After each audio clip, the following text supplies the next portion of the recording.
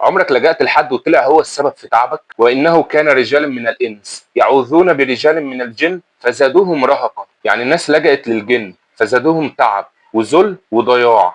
بس تعالى شوف شباب النهارده، واحد مهموم بدل ما يلجأ لربنا راح للمخدرات فزادت همه وضيعت عمره فزادوهم رهقا. وبنت حاسه بفراغ ووحده حاولت تملى الفراغ بلفت الانتباه بأي طريقه، صور، استوريهات، بس في الآخر ما لقتش اللي يطمنها، لقت ناس اكتر تستغلها وتكسرها فزادوهم رهقا. وشاب تاني كان مكتئب وتايه بدل ما يسمع حاجه تريحه وتقويه راح يسمع مهرجانات، كلام كله يأس وضياع ما فيهوش لا امل ولا ذكر الله. رجع اضعف وتايه اكتر فزادوهم رهقا. واحده مش لاقيه جواز راحت لمشعوذ علشان يعمل لها عمل، ضيع دينها ونفسها فزادوهم رهقا. يا صاحبي كل مره بتبعد عن ربنا تستعين بغيره مش هترتاح ولا هتقوم على رجلك، انت هتتعب اكتر وتتكسر اكتر فزادوهم رهقا.